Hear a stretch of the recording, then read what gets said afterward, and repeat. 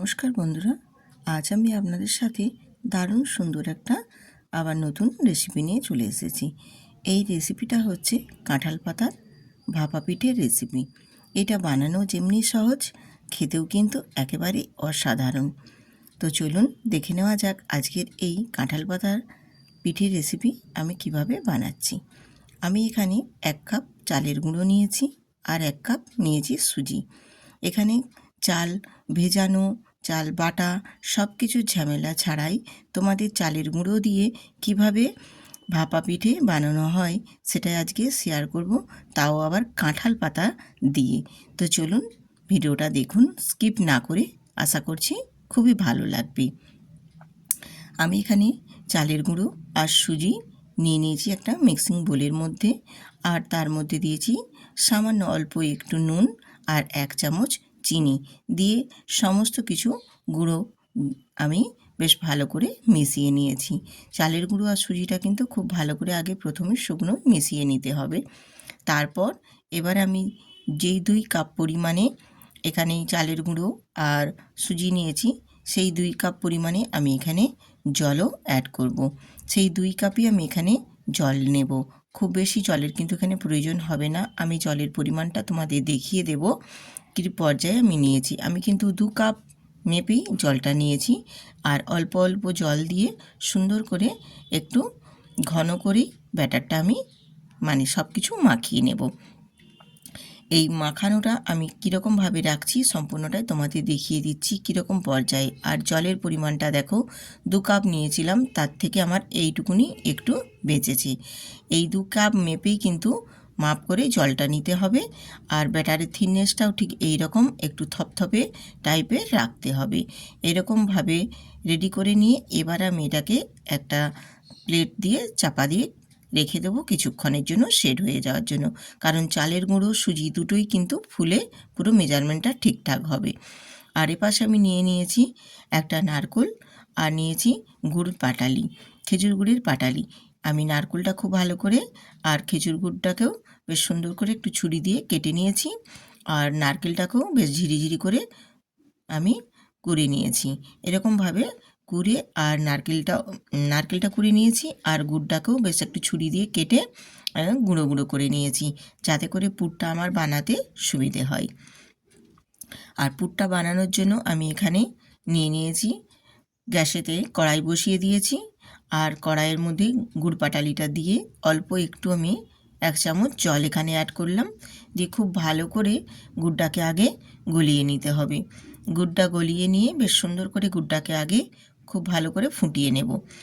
গুড়টা যতক্ষণ না ফুটে আসছে ততক্ষণ পর্যন্ত নারকেলটা কিন্তু দেওয়া যাবে না। গুড়টা গলে গিয়ে খুব ভালো করে বেশ একদম ফুটে উঠবে, সেই পর্যায়ে দিয়ে দেবো এখানে নারকেলের কোড়া। আর নারকেলের কোড়াটা দিয়ে বেশ ভালো করে নাড়াচাড়া করে একদম শুকনো শুকনো করে একটা নারকেলের পুর বানিয়ে নেব আমি রূপা ব্লগস উইথ রূপা চ্যানেলে আপনাদের সবাইকে স্বাগত জানাই। আজকে যে সব নতুন বন্ধুরা বা পুরনো বন্ধুরা আমার ভিডিও দেখছো, সবাইকে অসংখ্য ধন্যবাদ।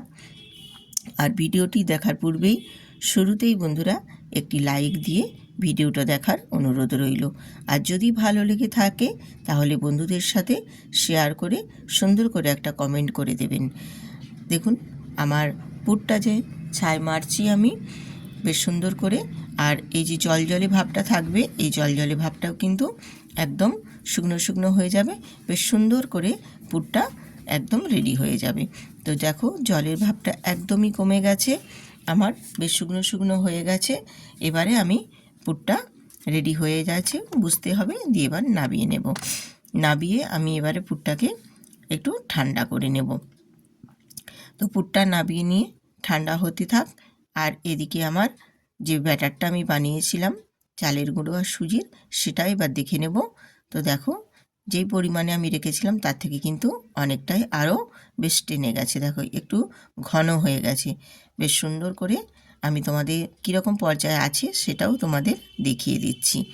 তো এই রকম ঠিক পর্যায়ে এই ঘনত্বটাই রেখেই এই ব্যাটারটা রাখতে হবে। এরপর আমি এখানে কিছু নিয়ে নিব কাঁঠাল পাতা। এখানে আমি দেখো কতগুলো কাঁঠাল পাতা নিয়েছি আর কয়েকটা কাঠি নিয়েছি। আর কাঁঠাল পাতাগুলোকে খুব ভালো করে ধুয়ে নিতে হবে। এখন যেহেতু মানে গাছের মধ্যে অনেক ধুলো ময়লা থাকে, মানে বাতাসের সঙ্গে, তো তার জন্য কাঁঠাল পাতাগুলোকে খুব ভালো করে কিন্তু আগে প্রথমে ধুয়ে নিতে হবে। তো আমিও ঠিক সেই পর্যায়ে ধুয়ে নিয়েছি খুব ভালো করে জল দিয়ে পাল্টে পাল্টে। এরপর আমি দেখো এইভাবে যেমন পান মুড়ে সেই রকমভাবে পান মুড়ার মতো করে সুন্দর করে আমি একটা খিলি করে নিয়েছি। আর এই খিলিটাকে একটা মানে কাঠি দিয়ে আমি গেঁথে বেশ সুন্দর করে রেডি করে নেব, যাতে করে না একটুও খুলে যায়। আর পেছন দিকটাও আমি তোমাদের দেখিয়ে দিলাম কীরকমভাবে রাখতে হবে, যাতে করে না আমার ব্যাটারটা দিলে নিচ দিয়ে বেরিয়ে যায়। ঠিক সেই পর্যায়ে এরকমভাবে আমি কাঁঠাল পাতার থেকে কাঁঠালগুলো নিয়ে একটা একটা করে এরকমভাবে খিলির মতো করে গোল গোল করে কী সুন্দর পুঙির মতো, যে যেটা বলতে পারো, এরকমভাবে আমি একটা কাঠি দিয়ে আটকে প্রত্যেকটাই রেডি করে নেব। প্রতিটা কাঁঠাল পাতা নিয়ে এরকমভাবে একটা একটা করে আমি রেডি করে নেব, তাহলে পিঠেগুলো বানাতে সুবিধা হবে। আগে আমি প্রথমেই দেখো এইরকমভাবে কাঁঠাল পাতাগুলোকে মুড়ে রেডি করে নিচ্ছি, যেরকম পান মুড়ে সেরকমভাবে। আর সব কটাই আমার দেখো রেডি হয়ে গেছে। এবারে আমি ওই কাঁঠাল পাতার ভেতরে দেব 1 চামচ করে ব্যাটার দেব। এরকমভাবে আমি প্রথমে আগে 1 চামচ ব্যাটার দিলাম, তারপর দেব আমি এখানে নারকোলের যে আমি পুরটা রেডি করেছি সেই নারকোলের পুরটা দিয়ে দেব একটু চেপে, হাত দিয়ে এইভাবে চেপে চেপে দেব, তাহলে পুরটা ভিতর পর্যন্ত একদম সেট হবে।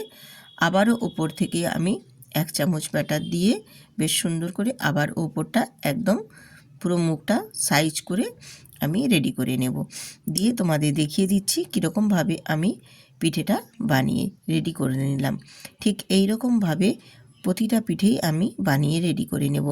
আরেকটাও তোমাদের সুবিধার্থের জন্য আমি বুঝিয়ে দেখিয়ে দিচ্ছি। দেখো আবারও ঠিক পাতাটার হাফ মতো আমি 1 চামচ ব্যাটার দিয়ে দিয়েছি, আর ওর মধ্যে আমি নারকোলের যে পুরটা বানিয়েছি পুরটা একটু চেপে চেপে দেব, দিয়ে ওপর থেকে আবারও আমি ব্যাটার দিয়ে দেব সুজির আর চালের গুঁড়োর ব্যাটারটা। বেশ ভালো করে দেখো ওপর পর্যন্ত একদম আমি ব্যাটারটা দিয়ে রেডি করে নিয়েছি। এই রকমভাবে আমি প্রত্যেকটাই কাঁঠাল পাতার ভেতরে এরকমভাবে পুর দিয়ে আর ব্যাটার দিয়ে বেশ সুন্দর করে রেডি করে নিয়ে চলে এসেছি। তো দেখুন কতটাই কিন্তু দেখতে সুন্দর লাগছে। দেখুন এই রকমভাবে কাঁঠাল পাতা দিয়েও যে পিঠে বানানো যায় সেটা তোমরা দেখলে অবাক হয়ে যাবে। ভীষণ সুন্দর, খেতেও কিন্তু ভারী সুন্দর হয়েছিল। জানেন বন্ধুরা, একবার বাড়িতে বানিয়ে দেখবেন, আশা করছি ভীষণ ভীষণ ভালো লাগবে তোমাদেরও। আর এবারে আমি গ্যাসটা অন করে আমি একটা এখানে ডেকচি বসিয়ে দিয়েছি, আর ডেকচির মধ্যে জলও নিয়ে নিয়েছি, আর জলটার বলকও শুরু হয়ে গেছে। ঠিক সেই পর্যায়ে আমি এখানে একটা ঝাঁঝরি নিয়েছি, আর ঝাঁঝরির মধ্যেই কাঁঠাল পাতার পিঠেটাও আমি বেশ ভালোভাবে সব চাপিয়ে দিয়েছি। দিয়ে ওপর থেকে একটা ঢাকনা দিয়ে ঢেকে দেব 10 মিনিটের জন্য। খুব বেশিক্ষণ কিন্তু কুক করতে হবে না। 10 মিনিট পরেই ফিরে এসেছি। দেখুন কাঁঠাল পাতার কালারগুলো পুরো চেঞ্জ হয়ে গেছে, দেখো একদম সুন্দর করে। আর পিঠেগুলোও কিন্তু বেশ সুন্দরভাবে একদম রেডি হয়ে গেছে। একটুও কিন্তু দেখো পাতা থেকে বেরিয়েও যায়নি, আর মানে মানে যে হবে সেটাও হয়নি, কিন্তু খুব সুন্দর করে একদম পিঠেগুলো দেখো তৈরি হয়ে গেছে। আমি একটা কাঁটা চামচ দিয়ে তোমাদের দেখিয়ে দিলাম, আর হাতে করেও দেখিয়ে দিচ্ছি। দেখো খুব সুন্দর করে পিঠেগুলো একদম রেডি হয়ে গেছে। এরপর নামিয়ে আমি একটু ঠান্ডা করে তারপর তোমাদের দেখিয়ে দিচ্ছি। দেখো পিঠেগুলো কতটাই সুন্দর হয়েছে। পিঠেগুলো বেশ সুন্দর হয়েছে, একদম কোথাও নিচ দিয়েও বেরিয়ে যায়নি, ওপর দিয়েও বেরিয়ে যায়নি। ভীষণ সুন্দরভাবে পিঠেটা বেক হয়েছে।